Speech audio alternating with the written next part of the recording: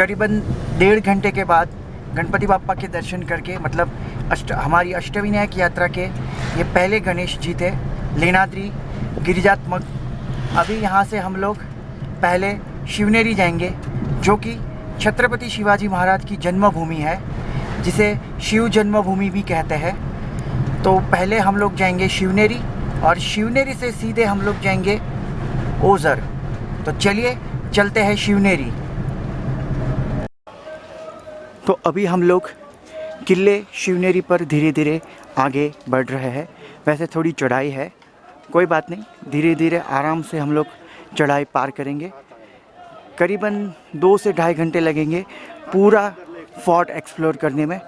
तो चलिए आप भी हमारे साथ छत्रपति शिवाजी महाराज की जन्मभूमि पर, जहाँ से स्वराज्य और स्वराज हिंदू का स्वप्न साकार हुआ था, और जहाँ से ही छत्रपति शिवाजी का जन्म हुआ था और उन्होंने दिल्ली तक अपनी विजय पताका को लहराया था। तो चलिए, ये आप देख सकते हैं, ये पहले का फोर्ट था जो पुराना वाला था, और अभी जिसे गवर्नमेंट ने डेवलप किया है। तो चलिए अंदर छत्रपति शिवाजी महाराज की जन्मभूमि पर।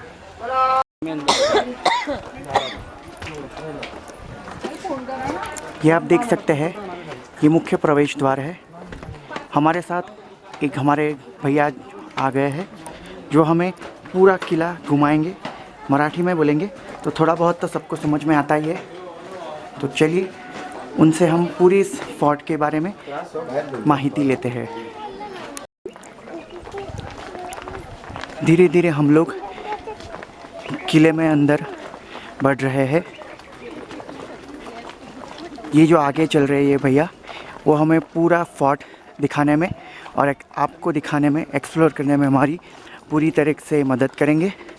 वो मराठी में बोलेंगे, लेकिन थोड़ी बहुत मराठी तो मतलब अपने सूरत के लोगों को आती ही है।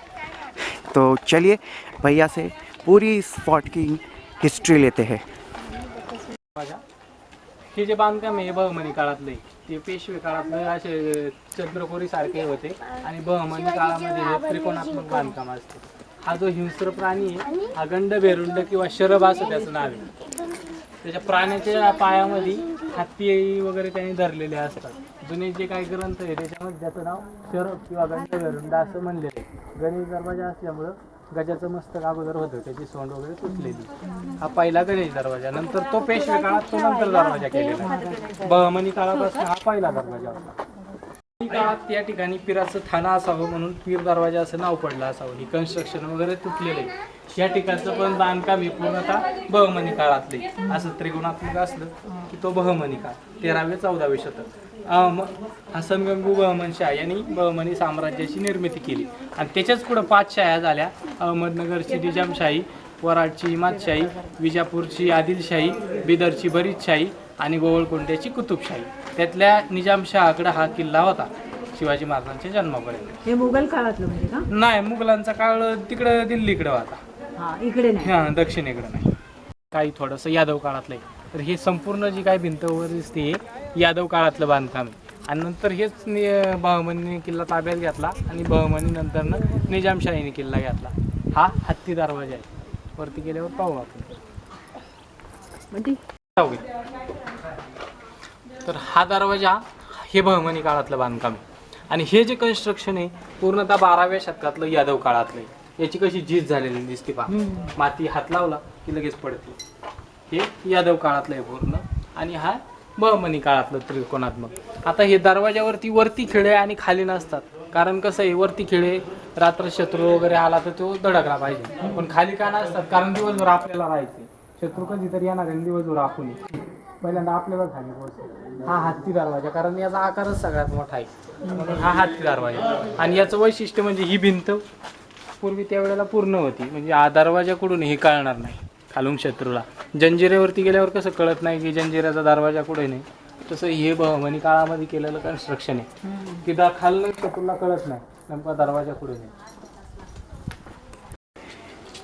जैसे अभी आपको वो भैया ने बताया कि ये शिवाय देवी का मंदिर है, तो मंदिर में तो वीडियो लेना अलाउड नहीं है। तो चलिए माता के दर्शन करते हैं और आगे हम लोग कंटिन्यू करते हैं। बोरुज हा फारसी शब्द आहे। त्या बोरुज शब्दाचा अपभ्रंश झाला बुरुज असं किल्ल्यांवरती असतं दोन भिंतीला जोडण्यासाठी। आता त्या ठिकाणी दिसतोय तो मोठा बुरुज आहे, असे मोठमोठे बुरुज असतात। पुन्हा तिकडे तो मोठा बुरुज आहे, असे किल्ल्याला भरपूर मोठे बुरुज असतात। त्या बुरुजाचा वापर प्रामुख्याने तोफांसाठी ठेवायसाठी व्हायचा। आता तिथं खिडकी दिसते त्या बुरुजाला, जेणेकरून तिथं तोफ ठेवायची, खालनं शत्रू वगैरे आले की मारा करायला बरा, किंवा लहान लहान बीळ पण असतात बंदुका वगैरे ठेवून, ते जंगे असं त्याला म्हणतात मारायला। असा हा बुरुज दोन भिंतींना कनेक्ट असतो। बऱ्याचशा किल्ल्यांवरती असे बुरुज असतातच, म्हणजेच केव्ज आहेत। ह्या लेण्या साधारणपणे बुद्ध काळातल्या आहेत। हे कशावरनं कळणं, तर तो शिलालेख आहे ना, त्या शिलालेखावरनं कळतं। त्याच्यामध्ये ही स्वस्तिक वगैरे आपण वर गेल्यावरती पाहूचे सगळं। आपल्या ज्या काही लँग्वेज आहेत, मराठी असेल हिंदी असेल, त्याची ती जननी ती लिपी आहे ब्राह्मी लिपी। ब्राह्मी लिपीतला शिलालेख आहे। तो एक साधारणपणे 2500 वर्षापूर्वीचा तो शिलालेख आहे बुद्ध काळातला। आणि खरोष्टी, अर्धमागधी, पाली अशा त्यावेळेला भाषा होत्या। तर बुद्धांचा असा एक सिद्धांत होता की 8 महिने धर्माचा प्रसार करायचा आणि 4 महिने जिथं लोक राहत नाही तिथून बाजूला राहायचं। मग बुद्ध काळात ह्या लेण्यांचा वापर बुद्धिस्ट करत होते। आणि नंतर बुद्धांच्या नंतरच महायाने एक पंथ निर्माण झाला, ज्याने की बुद्धांची मूर्तीच केली। म्हणजे बुद्धांचं म्हणणं होतं की मूर्तीची पूजा करायची नाही, त्यांनी बुद्धांचीच मूर्तीच तयार केली। काही लेण्यांमध्ये अशा मूर्ती बुद्धांच्या पण आढळतात, स्तूप आढळतात। म्हणजे तो झाला ही ज्ञानपंथ। त्याच्यानंतर वज्रयान असा पंथ तयार झाला, म्हणजे ते आघोरी रूपातल्या पूजा करणारे, ज्या आघोरी देवदेवता आहे त्यांची पूजा करणारे। पण काळाच्या ओघात बौद्ध धर्म पण नष्ट झाला। नंतर ह्याच लेण्यांचा उपयोग सातवाहनांनी केला। इसवी सन पूर्व 2 ते इसवी सन पूर्व नंतरचं 2 असे 400 वर्ष सातवाहनांचं राज्य होतं।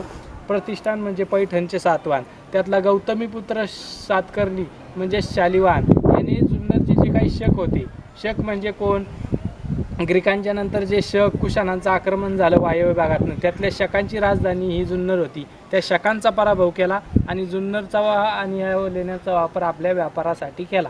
तर जुन्नरला यवननगर असं म्हणलं जायचं, कारण ग्रीक ह्या ठिकाणी आले, म्हणजेच अलेक्झांडर फॅमिली उर्फ सिकंदर, जे काही ग्रीक ह्या ठिकाणी वास्तव्यात काही दिवस होते, म्हणून यवननगर असं म्हणलं जायचं।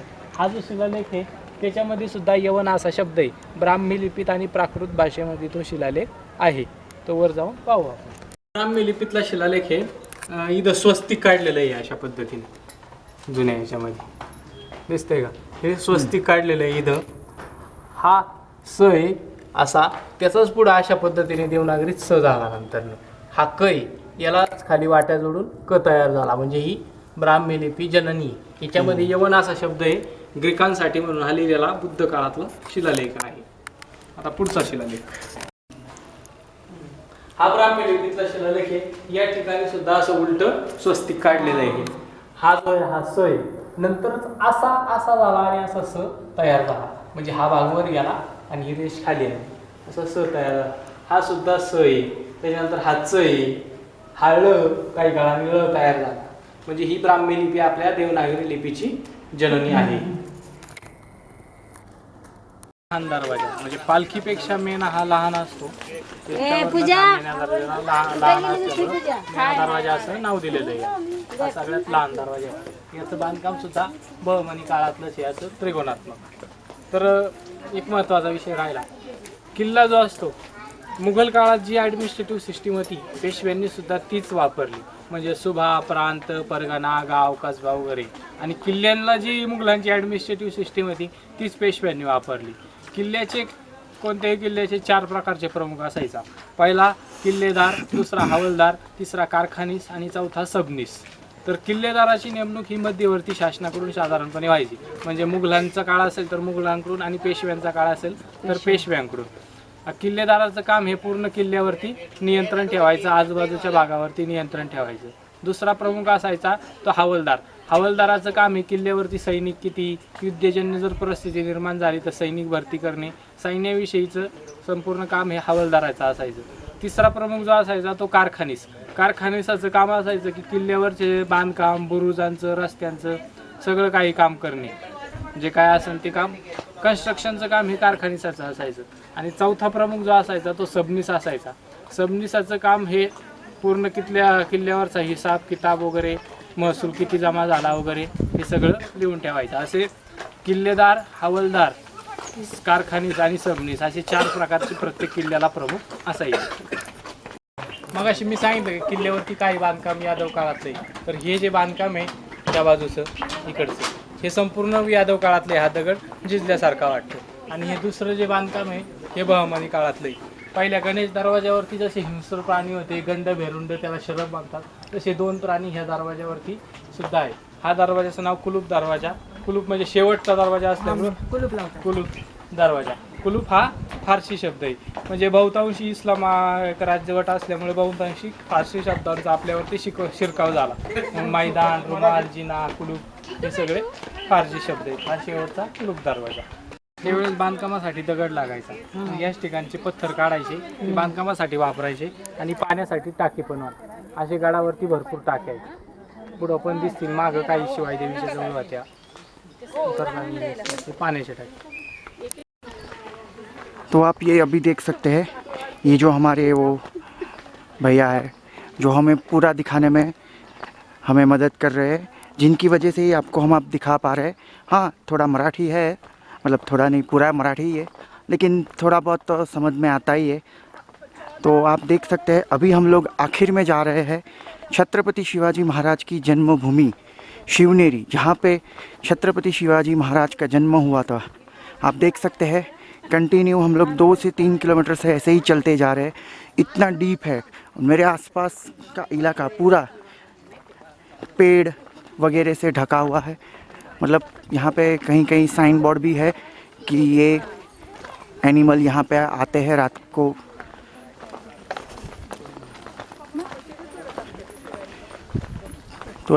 तो आप ये देख सकते हैं हम लोग धीरे धीरे आगे बढ़ रहे हैं.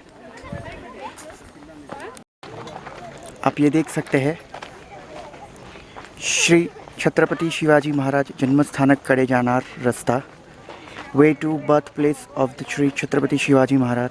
तो चलिए चलते हैं. ये आप देख सकते हैं, ये इसका पीछे का है. हम लोग आगे धीरे धीरे बढ़ रहे हैं. मतलब अभी हम आपको दिखाएंगे सबसे आखिर में, जिसका इंतज़ार हमें भी था, आपको भी था. तो चलिए चलते हैं. त्यांचा जन्म ज्या ठिकाणी झाला त्या ठिकाणी आलेलो आहे. पहिल्यांदा हे जे बांधकाम आहे याच्याविषयी सांगू. पहिला निजामशाहीच्या ताब्यात किल्ला होता. निजामशाहीच्या काळामध्ये बरंचसं बांधकाम या ठिकाणी केलं, परंतु निजामशहाच्या नंतरनं हा मुघलांच्याकडे किल्ला गेला. आणि मुघलांच्या 1636ला निजामशाही गेल्यानंतरनं एप्रिल 1757ला नानासाहेब पेशव्यांनी किल्ला जिंकून घेतला. पेशव्यांच्या नंतर सवाई माधवरावांच्या नंतर दुसऱ्या बाजीराव पेशव्यांकडे किल्ला गेला. 3 इंग्रजांविरुद्ध मराठ्यांच्या लढाया झाल्या. पहिल्या लढाईमध्ये इंग्रजांचा पराभव झाला, मराठी विजयी झाली. दुसऱ्या लढाईत मात्र इंग्रज विजयी झाले. तिथून पुढे मराठा साम्राज्यात इंग्रजांचा हस्तक्षेप वाढत गेला. तिसरी लढाई झाली इंग्रज मराठ्यांमध्ये, ती म्हणजे 1817 ते 1818मध्ये तिसरे इंग्रज मराठा युद्ध झालं. त्या युद्धात बाजीराव पेशव्यांचा पराभव झाला. शनिवार वाड्यावरती युनियन जॅक फडकला आणि इंग्रजांनी संपूर्णतः किल्ले हे ताब्यामध्ये घेतले. किल्ले ताब्यात घेतल्यानंतरनं डिसेंबर 1818ला अहमदनगरचा कलेक्टर होता, त्यांनी ह्या जुन्नरच्या शिवनेरीच्या किल्लेदाराला असा आदेश दिला की मी हे किल्ल्यावरचं बांधकाम वगैरे पाडायला येतोय, माझ्या जेवणाची वगैरे व्यवस्था करा. म्हणजे डिसेंबर 1818ला इंग्रजांनी ह्या किल्ल्यावरचं बांधकाम वगैरे पाडून टाकले. तसा कागद प्रकाशित आहे. त्याच्यानंतर आता शिवजन्माविषयी, तर शहाजीराजे हे निजामशाहीचे सरदार होते प्रमुख. त्या काळ हा धामधुमीचा होता, म्हणजे शिवजन्माच्या वेळेचा काळ.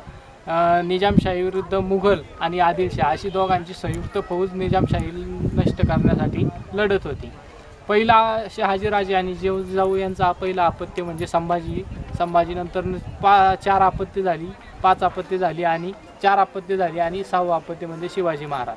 तर शिवरायांची पूर्वीची जी जन्मतिथी होती ती होती वैशाख शुद्ध द्वितीया शक 1549. त्यानुसार सरकारी तारीख येत होती 27 एप्रिल 1627.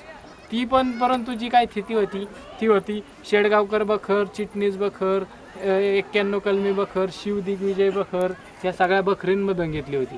पण 1916साठी लोकमान्य बाळ गंगाधर टिळक यांना जेधे शकावली सापडली आणि ते जेधे शकावलीमध्ये, जेधे म्हणजे कान्होजी जेधे हे शिवरायांचे समकालीन होते, त्यांच्या घराण्यात ती शकावली सापडली होती. त्याच्यामध्ये तारीख नमूद केली होती की तिथी नमूद केली होती की फाल्गुन वद्य तृतीया शक 1551 हस्त नक्षत्र वार शुक्रवार ये दिनी सायंकाळी शिवाजीराजे शिवनेरीस उपजले. त्याच्यानंतरनं समदिवेकर म्हणून इथे संशोधक होते, त्यांना शिवभारत नावाचा संस्कृत पद्यात्मक ग्रंथ सापडला. ते पद्यात्मक ग्रंथ समदिवेकरांना सापडला. संस्कृत पद्यात्मक ग्रंथ होता, त्याच्यामध्ये म्हणजे सगळं काही संस्कृत होतं परंतु पद्यात्मक होतं. तर त्या शिवभारत या ग्रंथामध्ये श्लोक होता, भू बाण प्राण चंद्राब्दे शालिवान शक फाल्गुन वद्य तृतीय असा संस्कृत शब्द होता. भू म्हणजे पृथ्वी एक आहे, बाण म्हणजे मदनाचे 5 बाण क्राम क्रोध लोभ वगैरे, आणि प्राण म्हणजे पंचप्राण, आपलं शरीर पृथ्वी आप वायू यांच्यापासून झालेलं आहे, आणि चंद्र म्हणजे एक, म्हणजे 1551 झालं 1551, म्हणजेच फाल्गुन वद्य तृतीया शके 1551 हस्त नक्षत्र वार शुक्रवार सायंकाळी शिवरायांचा शिवनेरीवरती जन्म झाला. आणि त्याचीच सरकारी इंग्रजी तारीख येते 19 फेब्रुवारी 1630, म्हणजेच फाल्गुन वद्य तृतीया शके 1551 19 फेब्रुवारी 1630 वार शुक्रवार हस्त नक्षत्र सायंकाळी शिवरायांचा शिवनेरीवरती जन्म झाला. ते जन्मभूमीचं ठिकाण. ते जे वरचं बांधकाम आहे ते मात्र राजश्री शाहू महाराजांनी केलेलं आहे. वरचं जे काही नगारखान्यासारखं केलेलं आहे ते राजश्री शाहू महाराजांनी साधारण 1910 व 1920 या काळामध्ये केलेले. पुढे गेल्याच्या नंतर ते लक्षात येतच कोणात मग. आणि हे जरा छोट्या सामान्य हे पुढं लाकूड इथे पण काहीतरी कन्स्ट्रक्शन होतं ते पडलं. खालचं बांधकाम मोठं असतं, वरचं छोटं, कारण वर सगळं सारखं केलं तर सगळंच खाली खाली हो. तिकडे करा कॅमेरा. तो वरचा काळा तिकडे त्या झाडीमध्ये दिसते का, तो काळा चौथारा किंवा कोळी चबुतरा असं त्याला म्हणतात. हे अगोदर इकडे करा ना, निजामशहाकडं होतं हे संपूर्ण जुन्नर शिवनेरीचा भाग. निजामशहाकडनं मुघलांनी जिंकून घेतलं.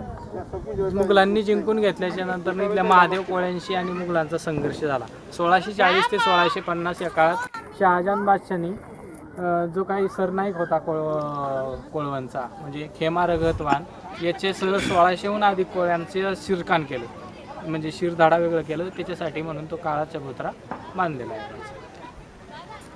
पण याचा आकार बदामासारखा आहे म्हणून बदामी टाके पडलेले. आता ते 2 घरं दिसतात ना, खाली त्याच्या खडक आहे, जे तो खडक नेहमी थंड राहतो, म्हणजे अशी काही किल्ल्यांवर सिस्टीम असते. आणि पलीकडच्या बाजूनी पायऱ्या आहेत, ते काही इकडनं वाटत नाही, ते दगडासारखं वाटतं पण त्याला पायऱ्या आहेत, म्हणजे त्या दगडावरती बसायचं ज्यावेळेस उन्हाळ्यात गरम वगैरे होईल. आणि मधला खांब हा पाणी मोजण्यासाठी वगैरे, तर त्यावेळेस पूर्ण स्वच्छ वगैरे पाणी असायचं. आणि आता गेलेलं आहे पाणी. तो अभी आपने जो पूरा शिवनेरी फोर्ट देखा वो अपने ये भैया है जिनका नाम है गणेश अशोक गायकवाड़, जिन्होंने हमें पूरा ये शिवनेरी फोर्ट 2 से ढाई घंटे में दिखाया. बहुत अच्छी तरीके से उन्होंने बताया. अगर अकेले ही आते तो हमें इतना सारा नहीं पता चलता. छत्रपति शिवाजी महाराज का बर्थ प्लेस, उसके ऊपर के उसके बाद की पूरी हिस्ट्री, जैसे ब्रिटिश काल, ब्रिटिश के बाद जब अपने इंडियन गवर्नमेंट के अंडर में आया ये पूरा फोर्ट, उसके बाद उसका डेवलपमेंट वगैरह सब उन्होंने हमें बताया. उसके लिए थैंक यू. और जब भी आप आओ तब इनका कांटेक्ट कीजिए. मैं इनका नंबर डिस्क्रिप्शन बॉक्स में डाल दूंगा, जिससे आपको हिंदी में भी बताएंगे. तो आपको ये देखने में मज़ा भी आएगा और अच्छा भी लगेगा, क्योंकि आप अकेले आओगे तो आप इतना सारा नहीं देख पाओगे. तो इसके लिए एक गाइड होना ज़रूरी है. तो आप ये गणेश